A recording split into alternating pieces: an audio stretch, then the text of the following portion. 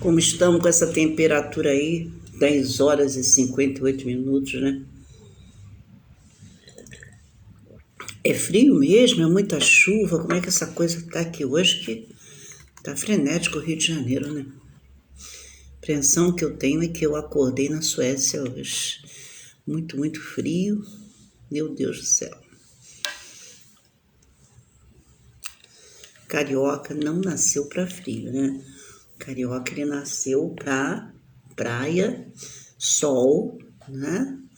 Futebol, samba e alegria, né? Falou em chuva, o carioca se recolhe, é um medo danado.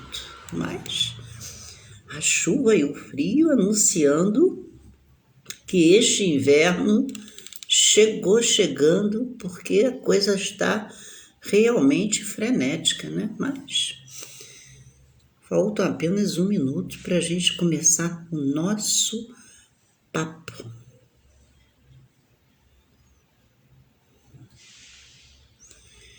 E já nós vamos começar aí com as nossas lembranças, né? Porque afinal de contas, falar de figuras que chegaram a compor a nossa história, em especial partícipe de tudo que aconteceu com o samba, né? É algo de interessante, né? E prazeroso. Portanto, aqui estou eu, às 11 horas, como eu sempre digo, né? Na cidade mais bonita do Brasil e, quiçá, do mundo, que é o Rio de Janeiro.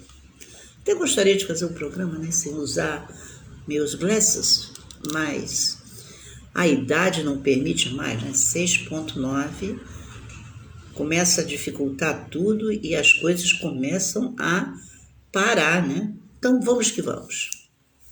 11 horas, aqui no Rio de Janeiro, falei ponto.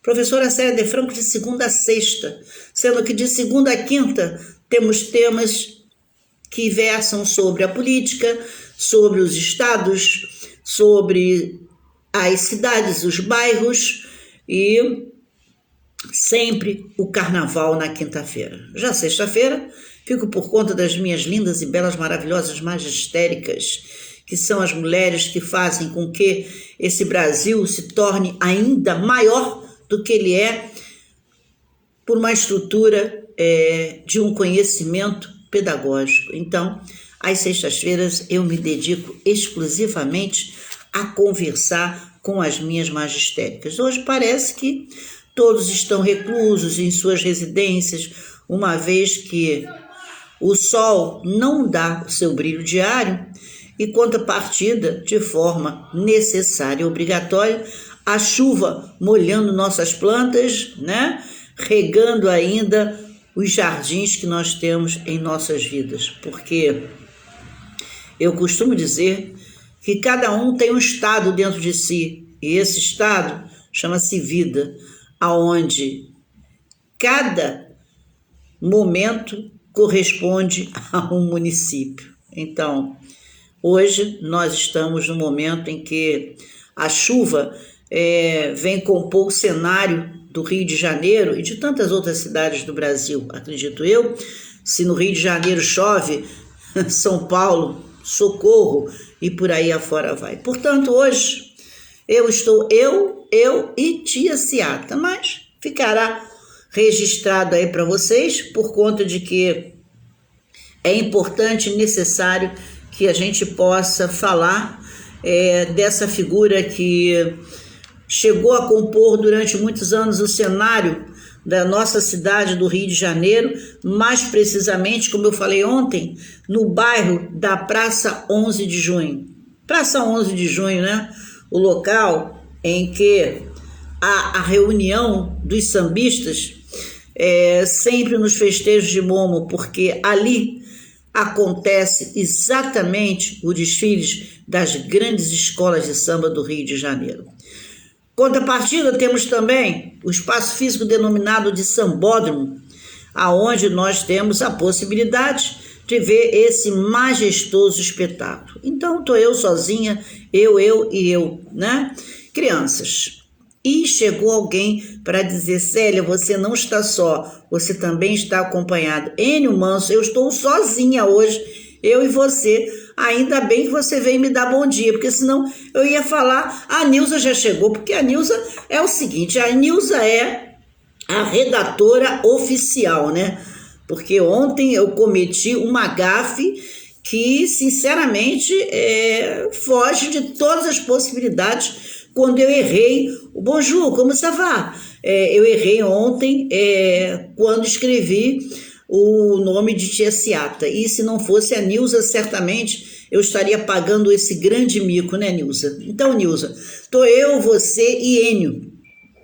Mas fica gravado, e é como todo mundo diz, né? Que esse programa é o programa de preguiçoso, Nilza. Olha só, e já me perguntaram, né? Meu Deus, quem assiste o seu programa? Eu digo, são todos colunáveis, meus amigos colunáveis assistem, e os não colunáveis vão assistir no final de semana. Brincadeirinha, no final de semana eu dou ibope, né? Durante a semana não. E aí o pessoal diz, professora, tem que ser assim. Aí eu gravo para que as pessoas possam assistir. Portanto, Nilza, obrigada. Enio, meu filho, te amo de paixão. Eu nunca vou estar só enquanto vivo eu estiver. Olha, Nilza, eu costumo dizer que essa é a única verdade da minha vida, porque o resto é tudo utopia, né? Enio Manso é o meu filho, né? É o único, é one way, é somente ele. Então é ele, eu e ele, e fica difícil alguém adentrar nesse espaço entre um e outro, né? Pois bem, e eu preciso deixar gravado aí, porque o pessoal no sábado, no domingo aí, fica visualizando tudo. Mas a Nilza já conta pro pessoal, olha, vai lá dar uma olhadinha, porque a Célia conta uns causos, umas histórias, e é muito importante. O negócio de falar causos é muito interessante, porque no final a gente, numa brincadeira, fala errado, e no dia que tiver falar sério, em vez de falar casos, vai falar causos. Aí as pessoas falam, nossa, falou errado. Mas eu gosto de falar causos, porque causos me remete a uma forma, uma linguagem, né, utilizada no passado. E esse passado que é muito bom lembrar, porque esse passado é a composição da nossa existência. Pois é. Então, quem é de amém, amém, né? Quem é de aleluia, aleluia, quem é de axé, axé, né? E que Oxum nos dê a honra de poder falar de sua filha e que possa nos dar muito axé, muita paz, muita tranquilidade para suportar os dias de hoje. Então, ao pessoal que é do axé, que é do batuque, né? Sua bênção, e vamos falar de uma filha do Oxum promissora e que tanto significado teve no mundo do samba. Então, Nilza, a imagem que a gente tem hoje retrata uma figura impoluta no samba chamada Tia Seata. E tudo surge no ano de 1949, quando um radialista e pesquisador chamado Almirante, conhecidíssimo, realizou na Escola Nacional de Música aqui no Rio de Janeiro a conferência O Samba Não Nasceu no Morro, com o apoio musical de uma cantora questionada, que era Aracide Almeida, e o pessoal da velha guarda. Quando se fala pessoal da velha guarda, nesse caso aqui, essa velha guarda que as pessoas falam, não de nenhuma escola de samba, mas eram as pessoas mais antigas que faziam a composição. Ramon Mansu, nosso 01, né? Estamos aqui, olha, Ramon, falando de Tia Seata, né? Aquela senhora que, para nós, corresponde, assim, à figura máxima e impoluta, né? Com relação ao samba e à Praça 11. Então, assim sendo, Tia Seata fora uma pessoa que nasceu em 1916, nossa senhora, com o samba. Por que eu digo que ela nasce em 1916 com o samba? Não que seja a data de nascimento, né? dela, mas no momento em que nós temos um samba chamado de Pelo Telefone. Há muitas controvérsias com relação sobre a canção, assim dizendo, denominada de Pelo Telefone. Para muitos, esse samba canção, essa música não fora de Donga, mas para outros é de Donga sim, porque fora ele a figura que fez os registros. Então, costuma-se dizer, né, que aquele que registra é o pai, e assim ele é denominado de o dono da música ou do primeiro samba, como assim falam, Pelo Telefone. E assim sendo, nós temos aqui, isso tudo aconteceu na casa de tia Ciata. E ela, como ninguém pode deixar de testemunhar, através dela que o samba realmente cria asas e começa a voar. Então vamos nós. Mais uma vez, Jamon, sua benção, porque nós estamos falando de uma mulher de Oxum, né? E quando se fala de uma mulher de Oxum, a gente fala num ser promissor, sem sombra de dúvida. Pois bem, Hilária Batista de Almeida, conhecida como a tia Ciata, né? Consequentemente, ela vem de Santo Amaro da Purificação, lá da Bahia. E, em 1924, chega ao Rio de Janeiro. Foi uma cozinheira e mãe de santo brasileira, considerada como muitos como uma das figuras mais influentes para o surgimento do nosso samba carioca. Foi iniciada no candomblé em Salvador por Bombochê Obitiçó e era filha de Oxum, né? Quando se fala aqui em Bombochê, a gente remete a uma das grandes Ialorixá que o Rio de Janeiro teve, Regina Bombochê. Então, está se vendo que a história aqui vai ser cumprida, né? Bom, no Rio de Janeiro, ela já chega, né, com todos os seus preceitos feitos em Salvador, mas ela chega no Rio de Janeiro e assume a posição de Iaquequerê na casa de João Alabá. João Alabá vem a ser avô de minha avó materna, né? E, assim sendo, ela também ficou marcada como uma das principais animadoras das culturas negras, né? Nas recentes favelas carioca. E em sua casa na Praça 11, como eu falei ontem, o bairro da Praça 11, onde os sambistas se reuniam, foi criado já o samba, como eu embora tinha dito para vocês, Pelo Telefone. E isso tudo, essa baiana conseguiu fazer com que esse samba se tornasse ainda maior por conta das reuniões que fazia em sua residência. Bom, tia Ciata tornou-se um símbolo de resistência negra. E, no Brasil pós-abolição, foi uma das principais incentivadoras do samba, depois de abrir sua casa para várias e várias reuniões de sambistas, sendo assim os pioneiros, quando a prática ainda era proibida por lei. Todos sabem que durante muitos anos, né, a polícia fora contra a prática, assim dizendo,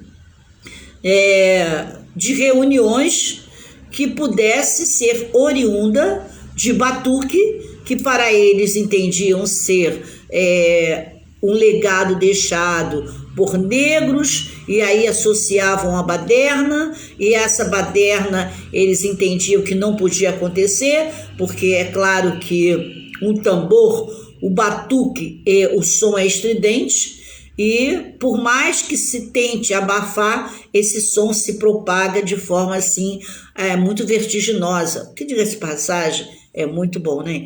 Quem não gosta, né, de um batuque, quem não gosta de estar diante de uma celebração de orixás. E o samba, ele consegue trazer parte desse legado e, consequentemente, as autoridades entendiam que a reunião, né, de negros poderia redundar numa circunstância não agradável em que a lei tivesse que se fazer presente. Então, a prática era proibida por lei. Ela foi nascida na Bahia em 1854 e aos 22 anos, ela levou o samba de roda para dentro da sua casa. Foi a mais famosa das tias baianas, né?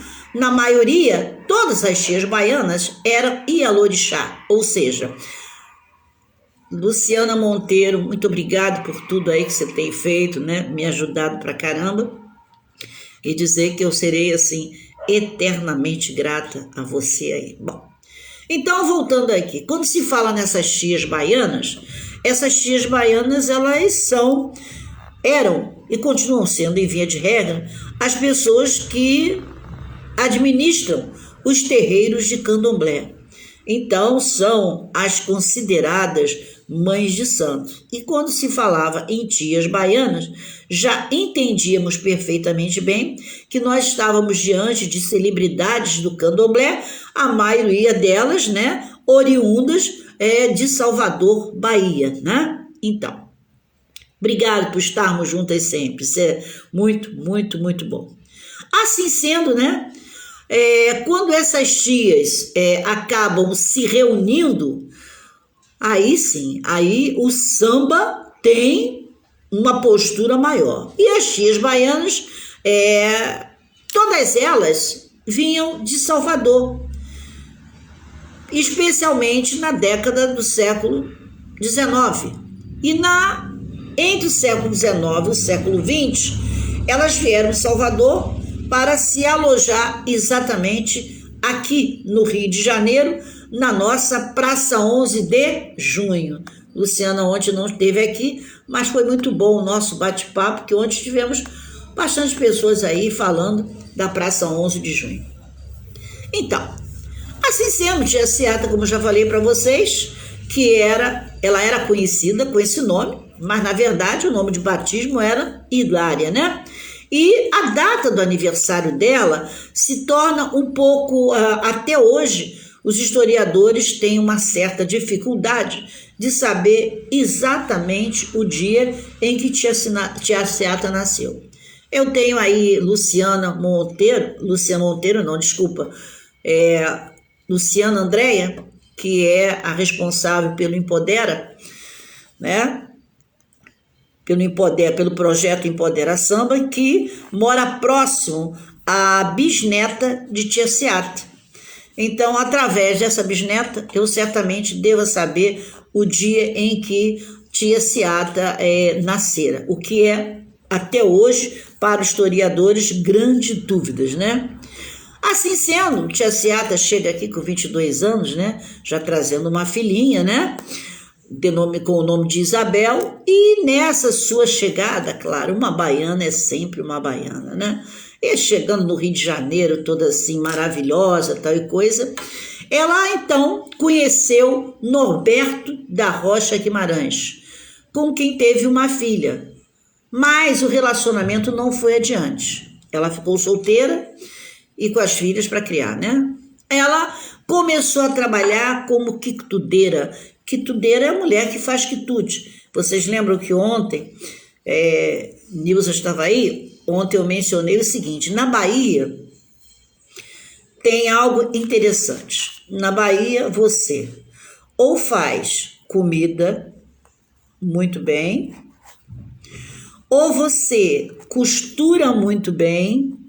É interessante, isso é fato, né? Ou você faz comida muito bem, ou você costura muito bem, ou você leciona muito bem. Os grandes professores, os grandes poetas, os grandes compositores, tanto é que a Nilza ontem fez menção às grandes canções que são escritas pelos baianos, né? Dorival Caymmi, Gil, Caetano, a própria Bethânia, que também escreve muito, né? Gal, que tem algumas poesias escritas por ela também. O baiano, ele tem essa flexibilidade. Eu não sei se é porque o baiano ele está sempre muito calmo, dificilmente se vê um baiano fora do prumo. Agora também quando vê, ele desce do salto, né? Mas ele é uma pessoa que ele consegue ser um ser que apazigua. Então, dificilmente se consegue uma discussão de baianos. E talvez por isso eles tenham a cabeça mais fresca para absorver conhecimento e transmitir, e assim sendo, escrever. Porque escrever é um dom, né? João Baldo Ribeiro, olha só, eu adoro porque aqui somos poucos, mas somos muitos de conhecimento, isso é que importa, né? Na realidade, todos os baianos, pelo menos os baianos quando escrevem, eles escrevem com emoção, né? Jorge Amado, né?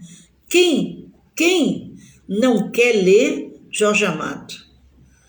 Anos e anos, e a gente está sempre propenso, disposto a conviver com essa literatura. Então, 3 qualidades, entre tantas outras, mas 3 qualidades que nós não podemos deixar de reconhecer.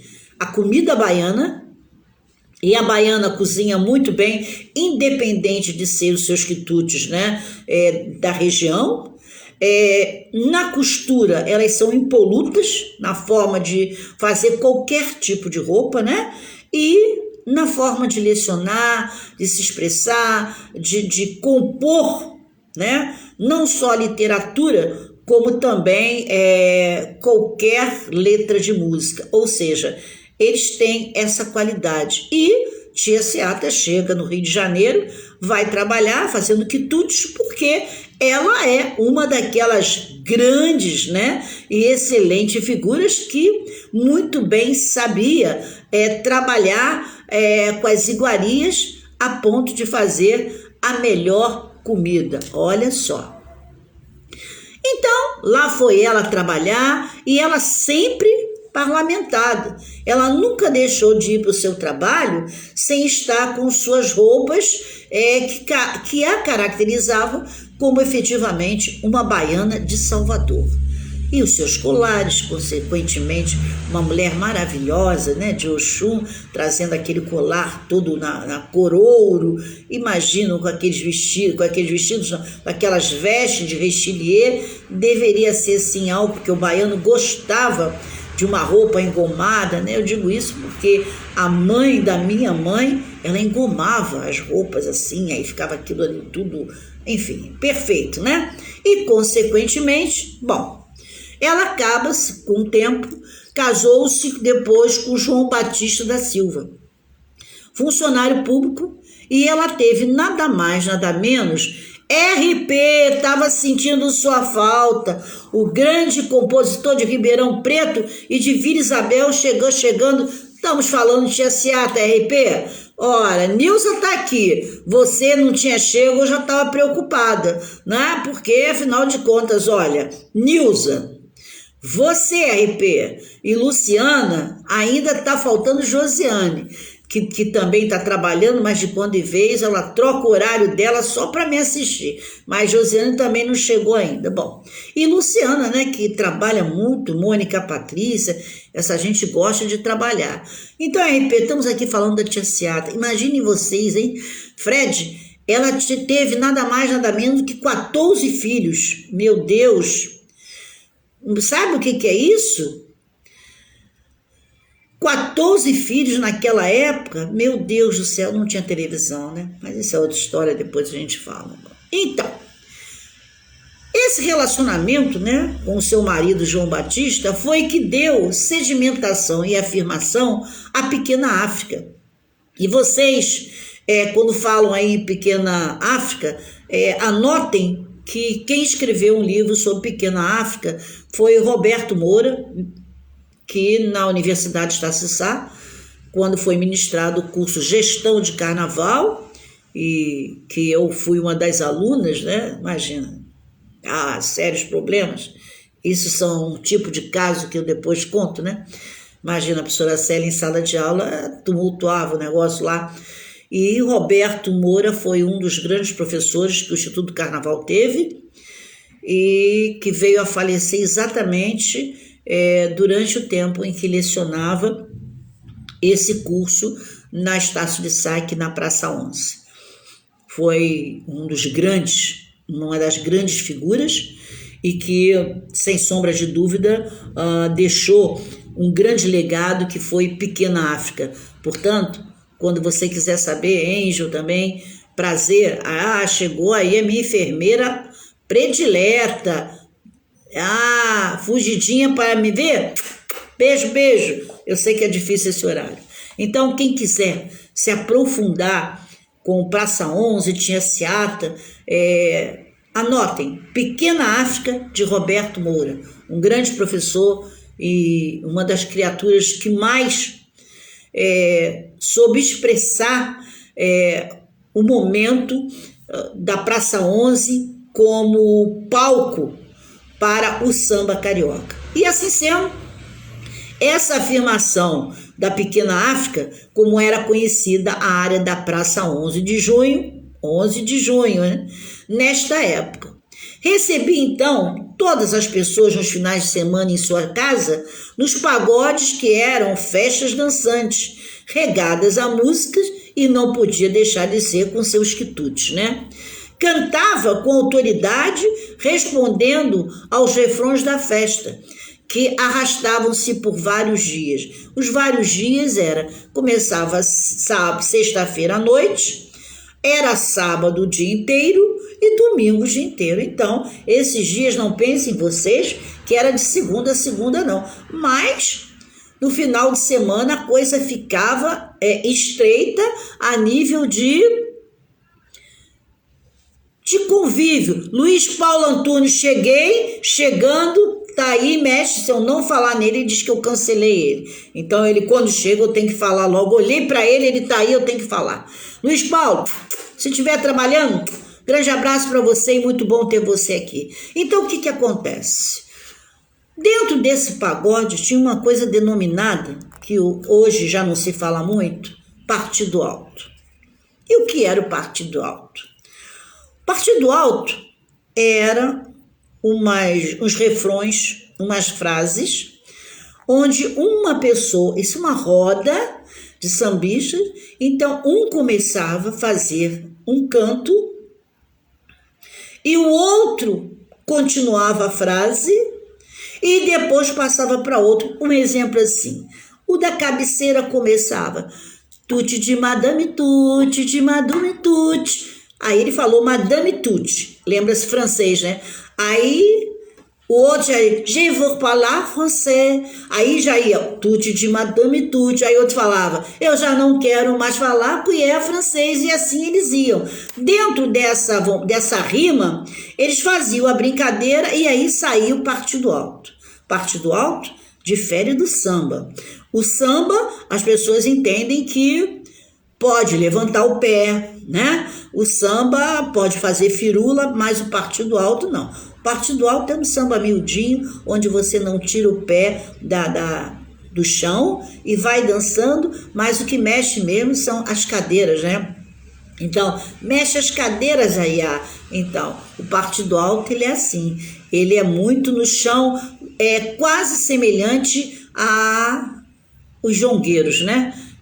Quem gosta do jongo sabe muito bem que o jongo ele vai muito com o pé no chão e fazendo toda aquela firula, e assim mais ou menos quando se dança o Partido Alto não se tira pé do chão. Quando se tira pé do chão já sabe que é sambista, né? Mas é um sambista que não vem de raiz, é um sambista que está chegando aí, né?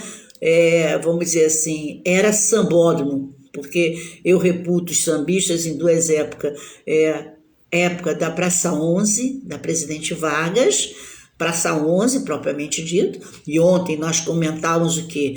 Que o primeiro desfile em que Mangueira se sagrou campeão em 1930 aconteceu na Praça 11, né? Então eu digo o seguinte, existe o sambista de anti-sambódromo e pós-sambódromo. Pós-sambódromo pode tudo, né? Dá pirueta, joga não sei quem pro alto, vira para cá, vira para lá, né? foge da essência do samba de roda, né? O samba do partido alto, né? Do próprio jongo, que as pessoas dançam com seus pés no chão. E a firula que faz é com o corpo. Bom, e assim vamos nós. Bom, acontece que tais reuniões traziam para a casa da tia Seata diferentes compositores e figuras da noite carioca, como Hilário, Donga, Senhor, João da Baiana, e lá ela fazia os seus saraus. Coisa bonita, né?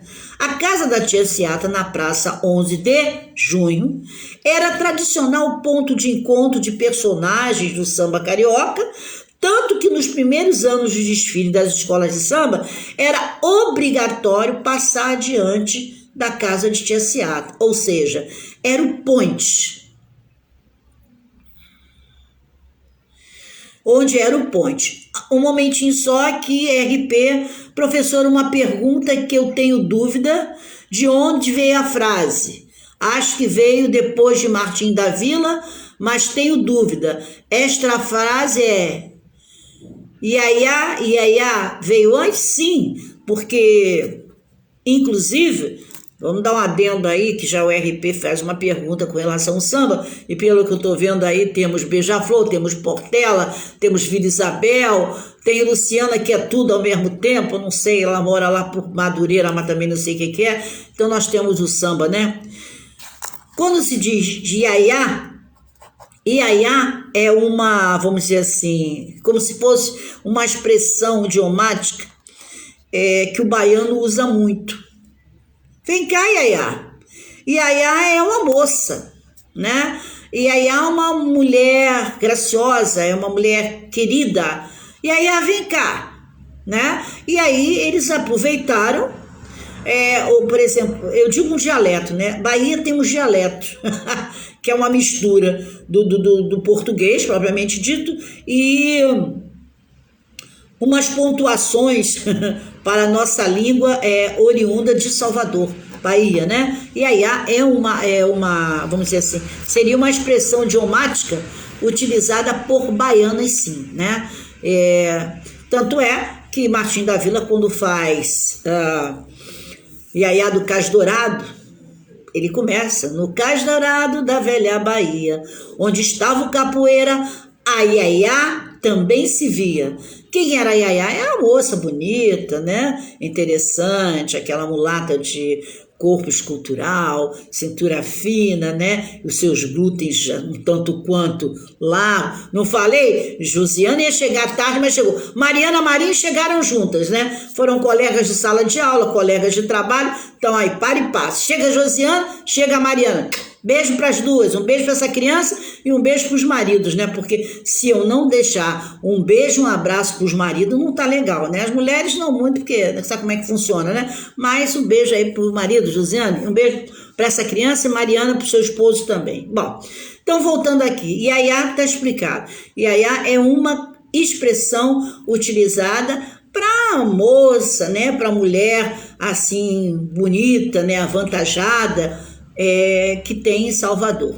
Bom, o Rio de Janeiro e outras cidades do Brasil, ela ainda tem uma, vamos dizer assim, uma forma de requintada de utilização do nosso idioma português, do português.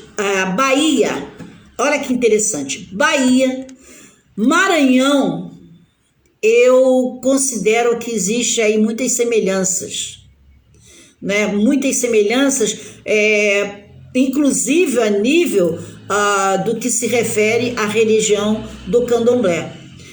Maranhão, ele também cultua as matizes africanas de caráter assim, bem acentuado.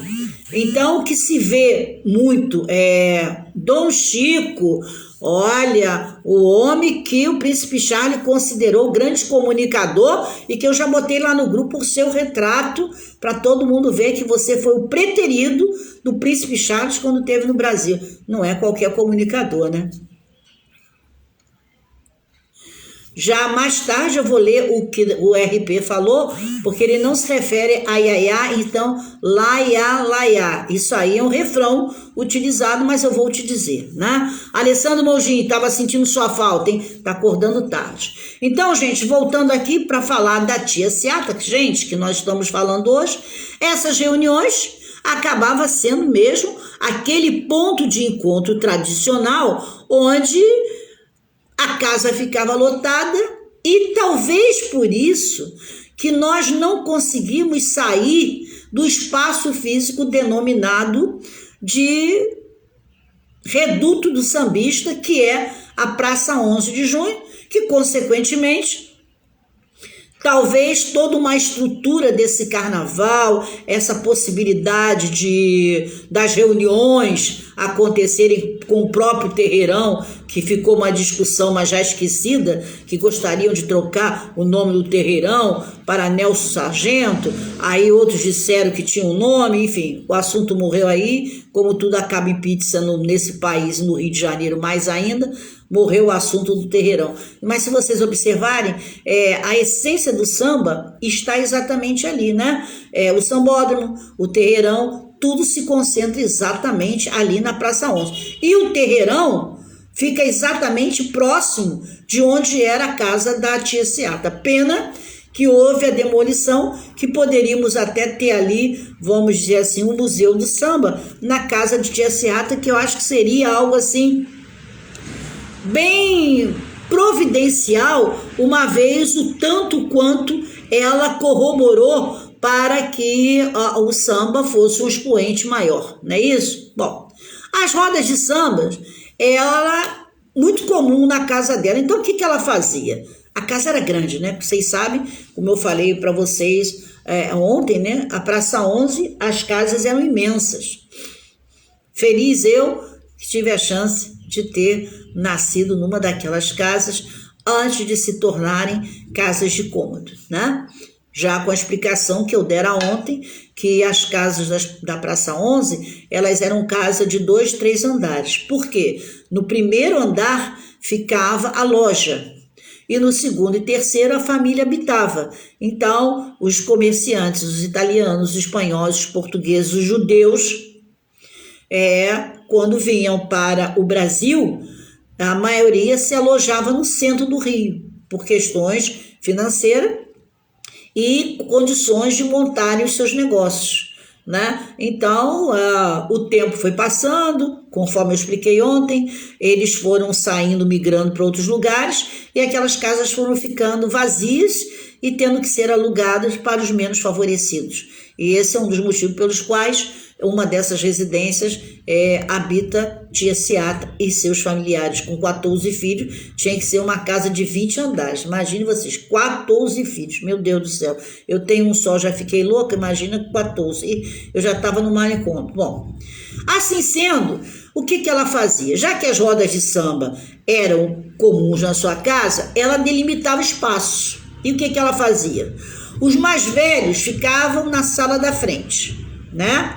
Cantando alto, e os mais jovens nos outros cômodos cantando o samba corrido. Que coisa interessante, né? Então ela tinha a sala da frente que ficava, vamos dizer assim, os sambistas, né? Famosos ficavam ali, mas nos quartos, imagina quantos quartos não deveria ter aquela casa, né? Muitos. Nesses quartos ficava a turminha nova.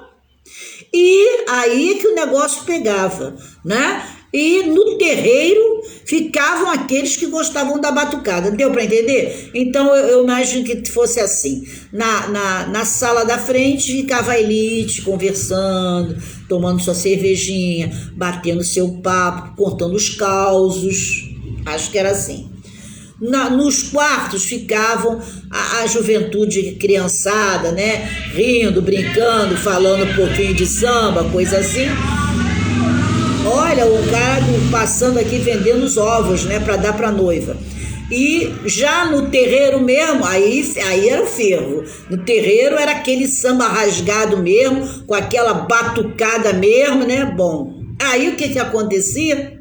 A repressão da polícia também era comum. Porém, tia Ciata, como vocês sabem, era considerada a mandigueira, a curandeira, a macumbeira da época, né? E ela era conhecida das autoridades. E muitas das vezes ela era chamada para ajudar enfermos e doentes nas casas. Conta-se, né? A história conta que ela teria ajudado o então presidente da República, Venceslau Braz, com um machucado na perna que não cicatrizava, né? Dizem que ele trazia uma espécie de um machucado, e esse machucado tinha grandes proporções. E ela, por sua vez, ela, utilizando as ervas, toda lá a forma de cura dela, ela acabou por curá-lo. E no momento em que ela consegue, né, porque todos sabem que a capital da República era aqui, né, antes de ir para Brasília, então no momento em que ela consegue curar o presidente da República, certamente ela começa a ter prestígio. Isso me remete a Olga de Araqueto, né, irmã de minha mãe, que era a mãe de santo do presidente Figueiredo. Então, o que acontece? Quando se fala que essas criaturas colunáveis frequentam casas de candomblé, essas pessoas que são os donos, né, desse espaço físico acabam por ter certo prestígio, porque quando se fala que atribuem, né, muitas das vezes, isso é uma seara que eu nem gosto de entrar, atribuem que muitas coisas é favorável por conta dessa ou daquela religião.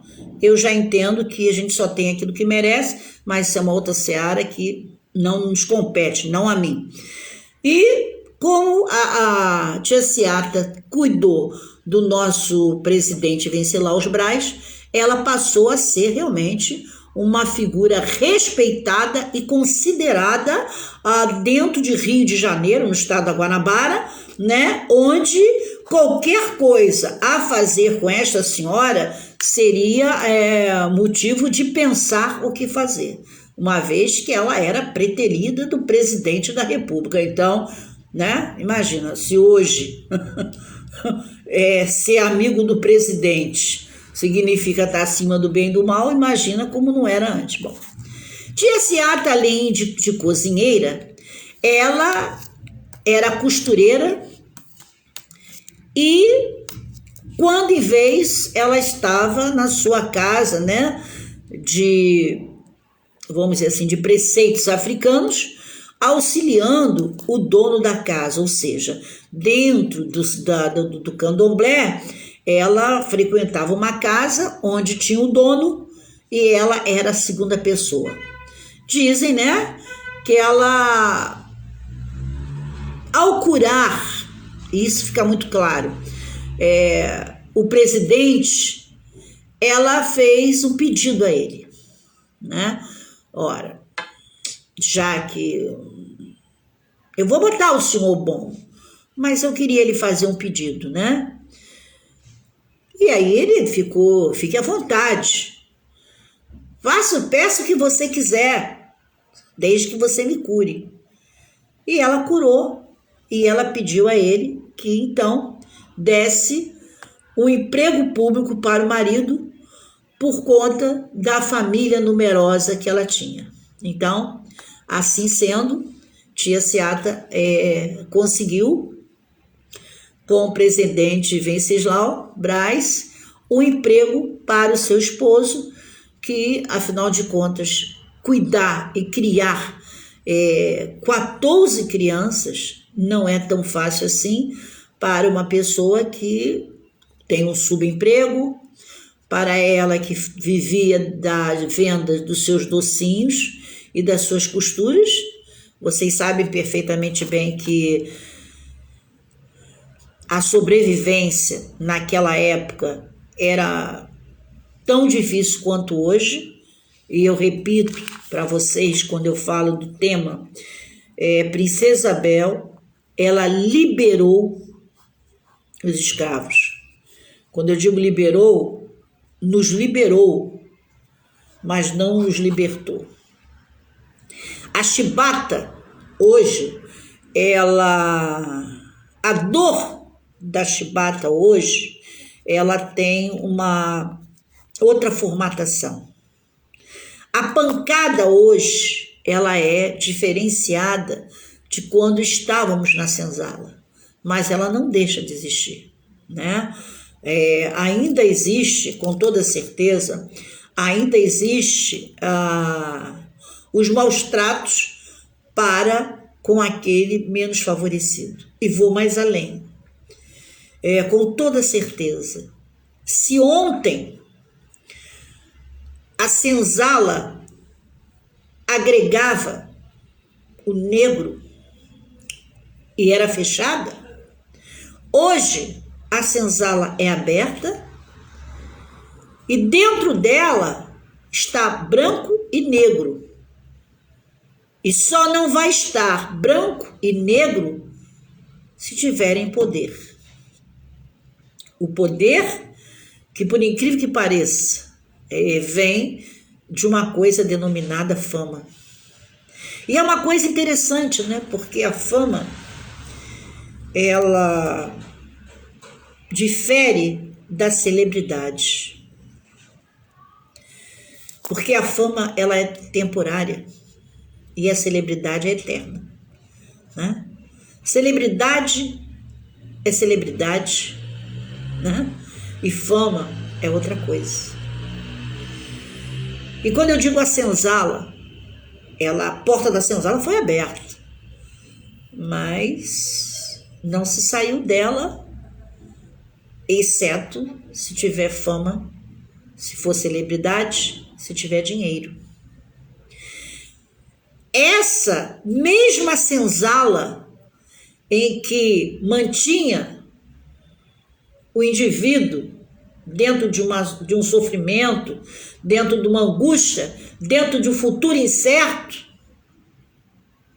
é a mesma de hoje. Observem vocês que não gosto de falar de política. Mas quem não gosta de falar política é que faz mais política, também sei disso. Mas observem vocês hoje que todos nós estamos terrivelmente encurralados, sem saber o que fazer, sem saber para onde ir, sem saber com quem falar, sem saber o que poder esperar do amanhã. E assim foi o escravo. Eu não posso acreditar que nenhum escravo, após trabalhar para o seu senhor, dentro da casa grande, ou ou na fazenda, seja onde for, ao se repousar, ele acreditava que no dia seguinte ele ia estar andando em carruagem. Claro que não. A mesma coisa somos nós. Nós estamos num momento em que a gente não sabe o que vai acontecer amanhã. É como se nós estivéssemos deitados, dormindo, com uma bomba relógio. E quando vai explodir? A que horas? Essa hora a gente também não sabe. Então, eu, Célia, digo, houve a abertura da senzala, mas não tivemos o direito de saber como teríamos que sobreviver. Quando se coloca um direito que não se sabe o que vai fazer com esse direito, ele não existe, ele é inexistente. O subemprego, a libertação dos escravos, que não é libertação, é liberação, vou morrer dizendo isso. A liberação dos escravos traz toda essa problemática que a gente acabou de vendo, Kathleen morta, né? o menino Lins Vasconcelos abordado quando vinha do seu tratamento médico pela manhã cedinho, e tantas outras coisas, como o menino que é abordado entre Ipanema e Leblon porque está com uma bicicleta elétrica e o casalzinho da epiderme clara apregou-a, né, dizendo que ele roubou uma bicicleta que era dele. Então, isso tudo é fruto de uma suposta liberação, que nem liberação é de fato direito, uma suposta liberação que não deu condição de que ele pudesse estar par e passe com os outros da epiderme um pouco mais clara. Por que eu estou dizendo epiderme um pouco mais clara? Porque o Brasil, ele não e nós não temos raça pura. O Brasil é uma mistura, né, do preto, do branco, do índio. Quando eu chego lá no Maranhão, no Ceará, Recife, Pernambuco, Fortaleza, eu vejo mulheres de epiderme escura com os olhos azuis e os olhos verdes. O que houve ali? Foi a mistura do negro com o francês, do negro com o espanhol, do negro com o italiano. Em todos os lugares, de norte a sul, no meu país, nós temos aí o mesclado, eu digo mesclado. Na parte da região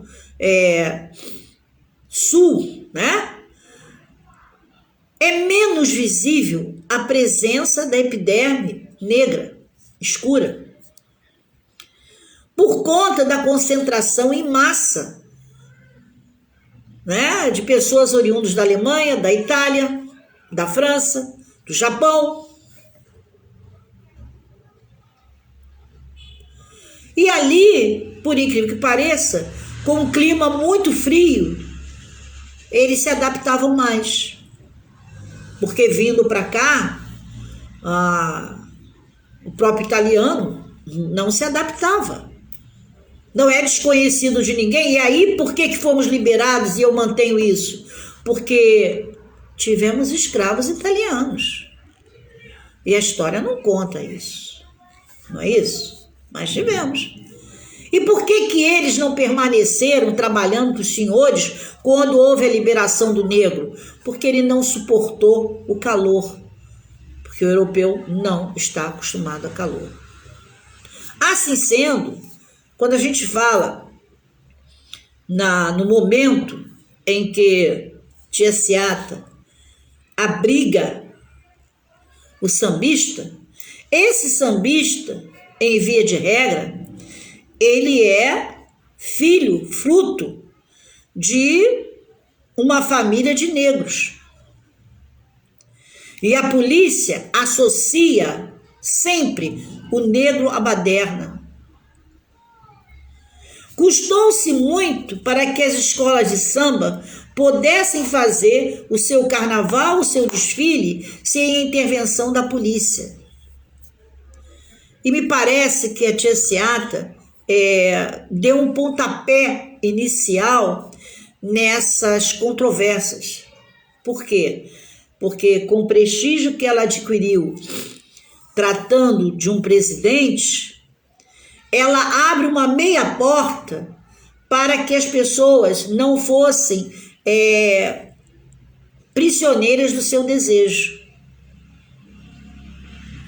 Talvez tenha sido sim ela a pessoa que lutou sem saber que estava lutando. Acredito eu que tudo que ela fizera, inclusive até a inserção do samba, vamos dizer assim, dentro do Rio de Janeiro, ela fez de forma involuntária. Ela certamente, em momento algum, ela fez algo acreditando, pensando que ela seria, vamos dizer, a dona da cocada, como, sem sombra de dúvida, em termos de Rio de Janeiro, de samba, ela o é. Quem de nós pode falar em samba se não mencionar o início de tudo dentro de uma casa de uma baiana, que traz esse legado da Bahia? Nós aqui, todo momento que citamos o samba, desembocamos sempre na área nervosa, que é a Pequena África. O que é a Pequena África? É a Praça 11 de Junho, é a Pedra do Sal, aonde ela morou também, é a Gamboa, é Santo Cristo. E se vocês fizerem aí geograficamente um reconhecimento, vocês verão que são locais próximos ao cais. E que esses bairros, como Santo Cristo, como Gamboa, ele cresce em função da chegada desse baiano, que são pessoas, homens robustos, fortes, né? Porque tem uma alimentação, mesmo sendo pobre, uma alimentação saudável. E ele vai servir aonde? Ele não tem estudo. Ele vai trabalhar onde? Para sustentar sua família? Ele vai trabalhar no Cais do Porto. Ele vai pegar no pesado. E o Cais do Porto, a chamada estiva do Rio de Janeiro, do estado da Guanabara, recebia de braços abertos esse baiano, que era forte e que podia transportar do navio para os caminhões as mercadorias que chegavam. Então, esse espaço físico todo, aonde nós temos hoje a cidade do samba, ali era o reduto mesmo da baianice. A Rua Sara, em Santo Cristo, todo aquele espaço ali pertencia a um grupo de baianos. Esses baianos que aqueceram o samba. Esses baianos que foram seguidores de Tia Seata.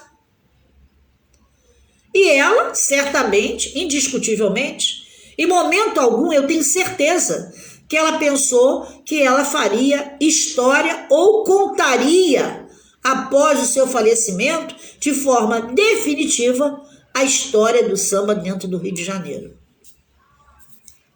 Bom, então, além de todos os doces, a Tia Seata, ela alugava as roupas das baianas para os teatros, para que fossem usados como figurinos de peça, e cedia também no carnaval para alguns clubes.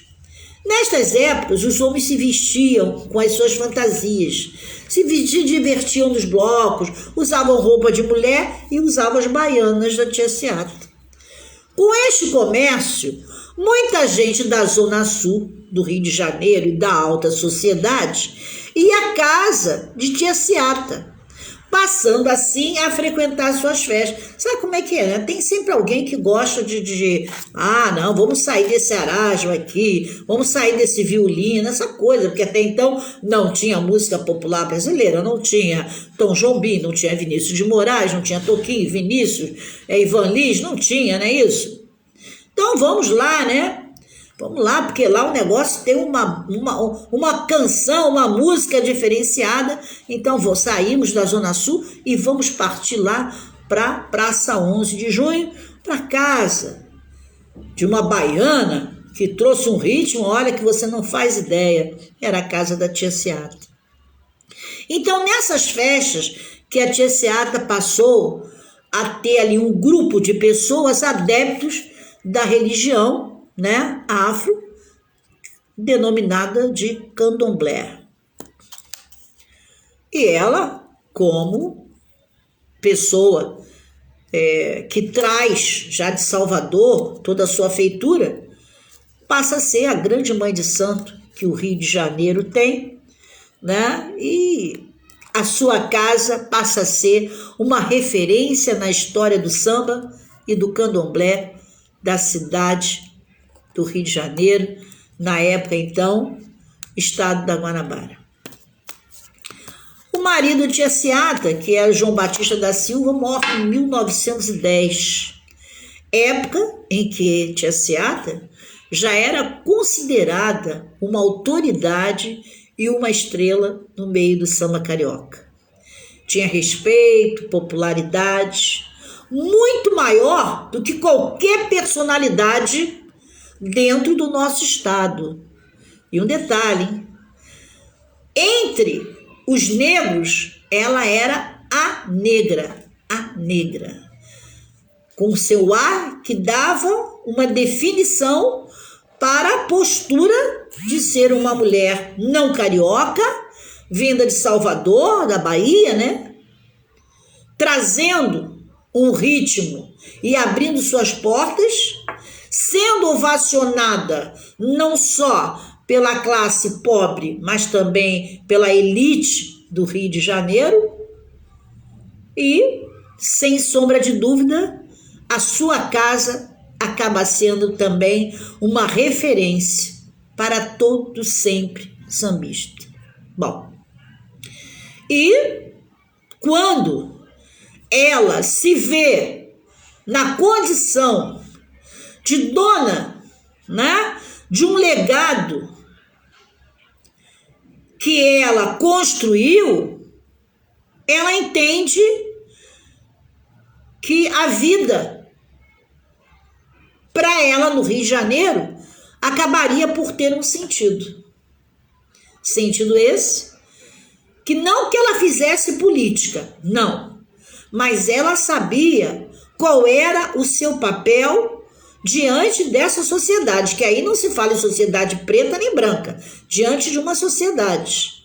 Seria ela, com certeza, talvez, a figura humana, né? Vamos dizer, a negra, a figura humana, que tivesse uma responsabilidade sobre seus ombros muito grande. No momento em que ela acaba sendo o centro de todas as mudanças por conta de um ritmo que até então a polícia não desejava, que era o samba. Bom, e assim sendo, nós acabamos por entender que dentro do samba ela fora matriarca, vamos assim dizer. Um termo que eu nunca ouvi ninguém falar, mas entendo que seja assim, né? E as barracas que a gente vê hoje ao longo do sambódromo, na Praça 11, fora ela também que fizera a primeira barraca ali na Praça 11. Talvez tudo muito... Raquel, que prazer, uma grande... Eu já não tenho a Jurema hoje, mas tem a Raquel. Quem quiser ir à Mesquita e fazer o melhor cabelo do Rio de Janeiro em Mesquita, Raquel Bauer, né? Uma grande design de cabelo, né? Eu tenho amigos assim, cabeleireiros em todo lugar. Em Mesquita eu tenho Raquel, no Estácio eu tenho Márcia Bonfim, em São Conrado eu tenho Jurema, né? E em São Paulo eu tenho ainda o time do Jambé, que muito bem faz aí os designs dos seus cabelos. Então, Raquel, obrigado por ter você aqui, acho que pela primeira vez, né? É um grande prazer ter você aqui. Então, gente, o que acontece? Ela dá ali um suporte na criação de uma barraca e que até hoje perdura. Portanto, ali, aonde tem a escola Tia Seata, aonde tem o terreirão do samba, aquele espaço físico ali, a presença de Tia Seata é uma presença impoluta, marcante. O Rio hoje, se é o celeiro de bamba, isso é indiscutível. Não há o que questionar que vamos dizer que Rio Grande do Sul, que São Paulo, que Vitória faz um belo desfile de carnaval, fazem sim. Mas o Rio de Janeiro tem todo um legado deixado por Tia Seata e que não tem como colocar debaixo de um tapete. A história fala por si só. A nossa história do samba, do carnaval, não podemos fazer de conta que é inexistente a Praça 11. Muito menos a Tia Seata. Então, temos muito que entender que no dia, não o dia precisamente, que no ano de 1924, e que a data também é incerta, Tia Seata veio a falecer. Ela realmente faleceu nova. Não com muitos anos, eu acho que 70 e poucos anos. Mas ela ainda deixou as tias, essas tias que são respeitadas hoje, que são as baianas das escolas de samba. Se vocês observarem, toda escola de samba tem um carinho imensurável pelas baianas. Por quê? Tudo começa com elas. E foi através delas que o samba acabou sendo um expoente maior. E que, mesmo para as pessoas de outra religião, temos aí Raquel, que é uma pessoa evangélica, que eu conheço bem, independente de religiosidade, nós temos que entender o que é um processo econômico. O país vive dependendo de ser aquecido por uma economia. No Rio de Janeiro, o grande elemento que sustenta a cidade, em boa parte, é os festejos de Momo. Esqueçamos a festa profana. Vamos pensar num espetáculo. Porque eu sempre digo, o desfile da escola de samba, acima de tudo, é um espetáculo. Como dizia Joãozinho 30, né? É uma ópera ao céu aberto? Não tenha dúvida que não seja. O é. E ali, ele permite que venham várias e várias pessoas do mundo para assistir. E no momento que essas pessoas vêm para assistir, elas se alocam nos hotéis. O setor hoteleiro ascende no momento em que nós falamos em Ano Novo e Carnaval. Essa hotelaria toda, para poder existir e se manter, ela precisa ter profissionais. E aí ela dá emprego. É uma coisa. Por outro lado, aquele espetáculo ali vai depender, para que ele exista, de profissionais na confecção de figurinos. Porque aquela fantasia é um figurino. Aqueles figurinos não são feitos de um dia para o outro. Depende de costureiras, figurinistas, pintores de tecido, artesãos de gesso, de vime. O que envolve esse festejo de Momo, a nível econômico, é imensurável. Portanto, no Rio de Janeiro, em São Paulo, em Vitória, no Rio Grande do Sul, no momento em que nós temos o Carnaval, ele traz para os cofres do Estado um numerário significativo. A economia, para quem estudou economia, sabe o quanto é necessário aquecer o mercado para que essa cadeia produtiva possa gerar imposto e, em cima desse imposto, esse Estado sobreviver. Esqueçam o Carnaval, esqueçam a festa profana. E é uma festa profana também porque é uma proposta da Igreja Católica com base no catolicismo. Tem todo um legado que as pessoas desconhecem. Hoje, afirmo a vocês, não temos a mínima condição de pensar em Carnaval. Não temos a mínima condição de pensar em Ano Novo. Estamos vivendo um momento pandêmico. Parece que o mundo está desabando sobre nós de forma vertiginosa. E todos os dias temos que pedir a Deus misericórdia. Misericórdia por tudo aquilo que está nos acontecendo e que a gente parece que vai para um lado e volta, a gente dá 10 passos para frente, né? E 1000 para trás. Como ouço uma pessoa dizer todos os dias, parece uma sabatina ao telefone: Célia, vem embora desse país porque esse país já deu. Mas eu sou brasileira. Eu sou carioca.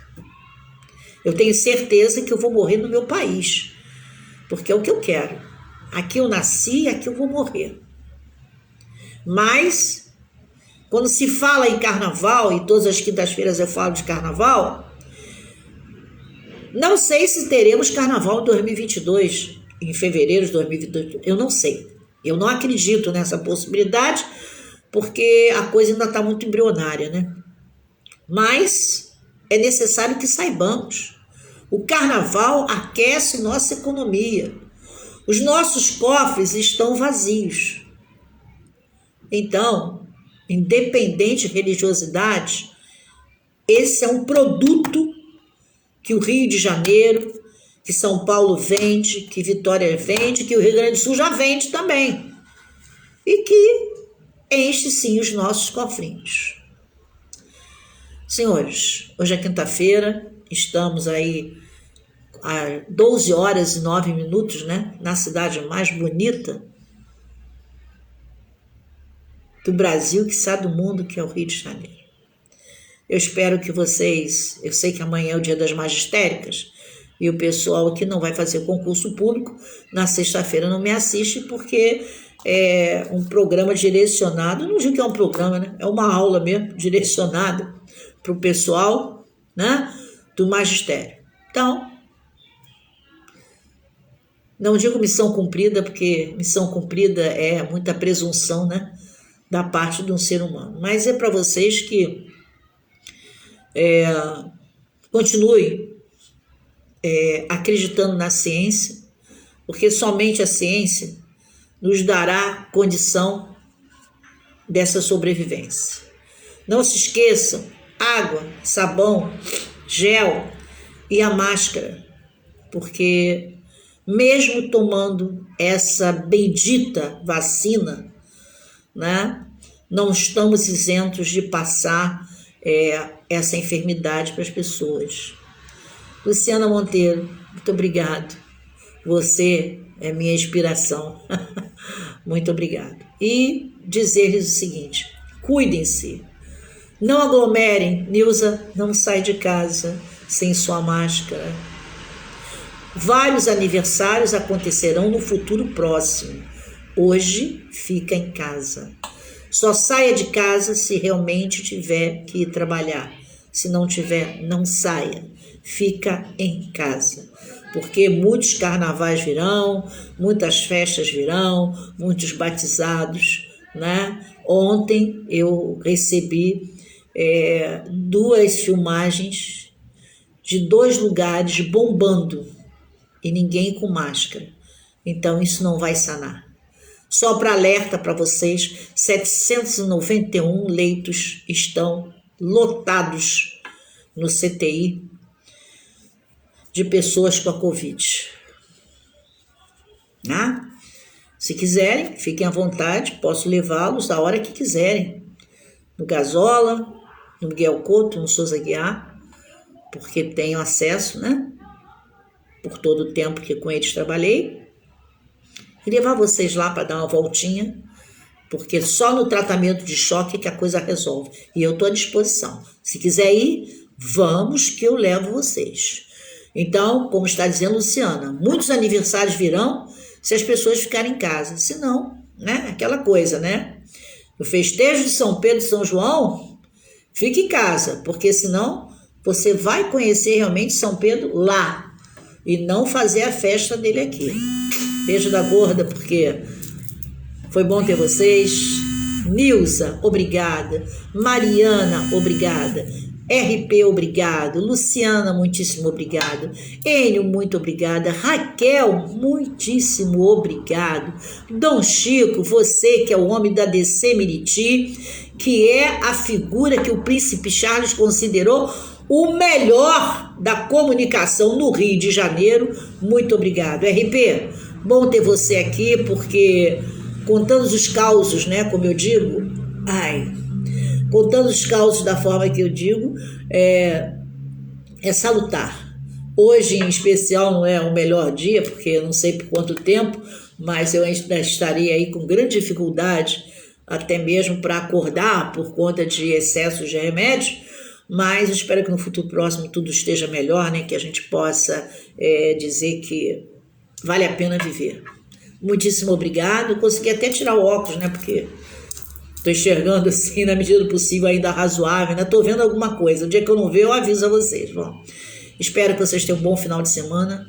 Muito obrigado pela paciência, por essa audiência, e dizer que estamos aqui na vida para passar e causar, né? Que vamos nos resguardar, porque eu ainda quero poder abraçar todos vocês e dizer pessoalmente, muito, muito obrigado por tudo. Alexandre, muito obrigado pela sua presença, pela sua audiência. Luiz Paulo, vai com Deus, porque ele fica dizendo que eu fico cancelando ele. Beijo, beijo, beijo. RP, Nilza, muito obrigado. Dom Chico RP, Luciana, Enio Manso, Mariana, Josiane. Gente, obrigado, obrigado, obrigado. Fui. Até para vocês segunda-feira, né? Porque amanhã é o dia das minhas mastéricas. Fiquem com Deus, hein? Bom final de semana e cuidem-se. Cuidem-se, porque eu ainda quero poder abraçar um por um, hein? Até semana que vem, se Deus quiser. Fiquem com Deus.